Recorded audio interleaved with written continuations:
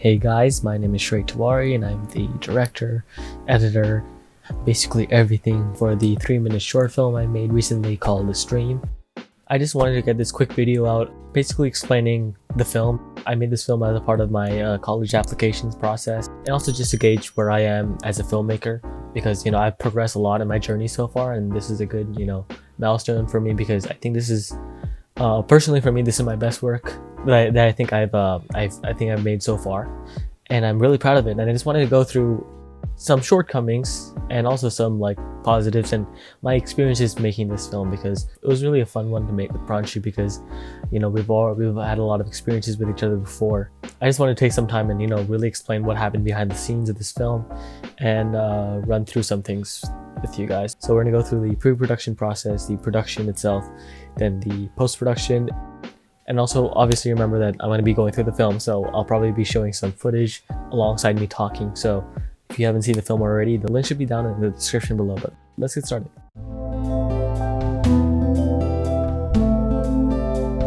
Okay, so pre-production basically means all the steps you take before the camera comes into play, right?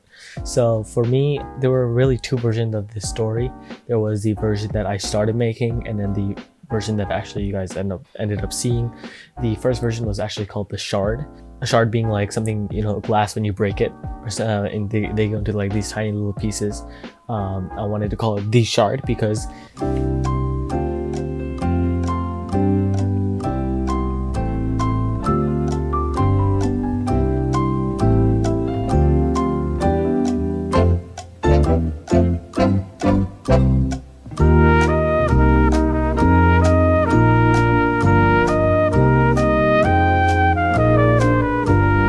that's where I finally decided to come up with a second story with just one actor, Pranshu. By the way, Pranshu Verma, if you haven't seen his other works, make sure you go check it out. He has his own channel. It's called PreProduction, but we also have a lot of his work here, probably all of it. He's had a lot of growth as an actor, and a lot of people came up to me after the film was released and they were all telling me like the acting was fantastic. So I came up with this story and it was exclusive to Pranshu. I've had this story in the back of my mind for a while, but I was caught up in quite a few other projects where I could not focus my time into it, and I was already making the other one. So then finally I found this opportunity to actually go with it, and I had to cut down some elements that I wanted to have otherwise, but to kind of fit the 3-minute challenge that I had for myself. I think the story ended up being strong in itself, and probably the 3 minutes helped it get better instead of it hurting me to like cut down certain other elements. The script for this film was really unique. It was much more story based, and you would see a lot more dialogue and a lot more things going on in the script than I think I had for this one. I still put a lot of time into it because I wanted a clear plan before I go into filming itself, but a lot of the script was detailing what goes on in the background and what the actor is feeling rather than what the actor is saying, whatever. And I scripted it as if there would be only one line, even if necessary, at the end where he says I'll miss you, which is a key part of the film. I kind of made it that way where the film is more showing instead of telling. I don't want to like tell you guys what's happening or use dialogue to kind of push the story forward. I want to show through using as less dialogue as possible, so showing the correct frames and the images for you to like kind of understand what the character is feeling and how sometimes you can relate that for yourself. So that's kind of like the way I was trying to push that forward. As for music, I had this piece of music. I sometimes in my free time I go through different archives and different databases to find different kinds of music that I can use in my future projects, like non-copyright and stuff. So there was this one piece of music that I knew beforehand that I want to use in this film, and I felt like it encapsulated the feelings that I wanted to show. This thing about music where if you find the right thing, then it really helps the whole movie set its tone.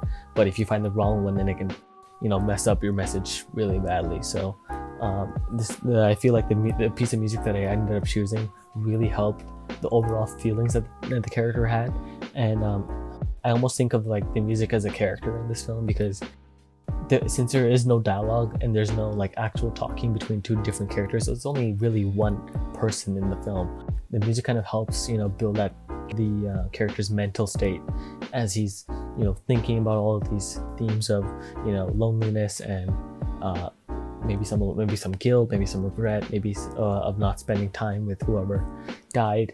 So that's one thing too. Like, I never really named who the character is. In the script, he doesn't have a name. He's just Pranshu because, you know, there's no way to establish it. I also purposely did not name or give any title to the person who died. Who knows? It could be his dog, or it can be his father, or his mother, or his brother, or anyone. So because I just wanted to relate to a fact that this can happen to anyone, you know. And then I actually came to filming it.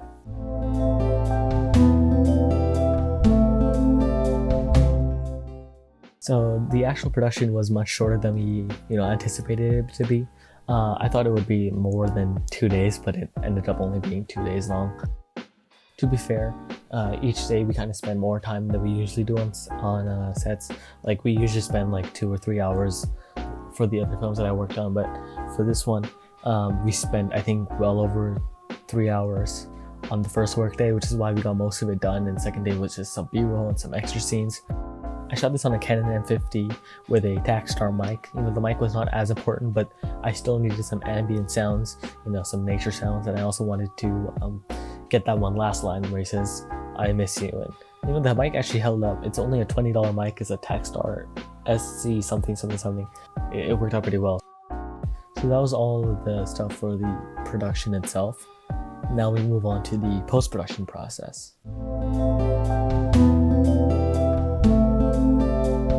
Post-production was much simpler than other films I would have done. Obviously, there was no CGI or anything or VFX that I had to get help from or do myself. So that was good for me, but there was a lot of color grading, a lot of audio editing, and a lot of cutting and moving around of different video clips, because the way I shot this is completely different from what the edit shows. And I'm really happy that I got all these different angles and spend extra time getting different shots and getting different timings and getting extra timings of before and after of these shots, because it helps you when you're in the editing process to pick which moment fits the best, and then make the story different. Because in editing, you can just completely change the whole feel of the story and the whole story itself just by the way you structure everything.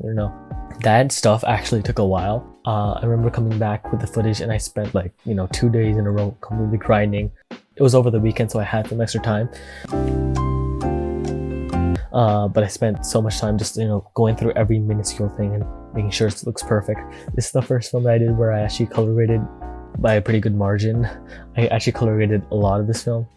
Even in lockdown, I did the same, but it was not as much. And in lockdown, I didn't like the colors overall. I thought it was too video-y, but the way I graded this one was much more cinematic, if that makes sense. I think this time it actually had a different, I think the colors had a specific feel that I actually got across. The green, everything is very green in this film, and that's kind of like, I wanted to bring out the nature, but there were also a lot of human colors that made it more real than really video-y and static in that sense. So and the music, obviously, took some time to get everything lined up and perfect, but once it did, when I was going back to the footage, it just was so cool to see everything line up so well and sound amazing. So big props to the creator of that music.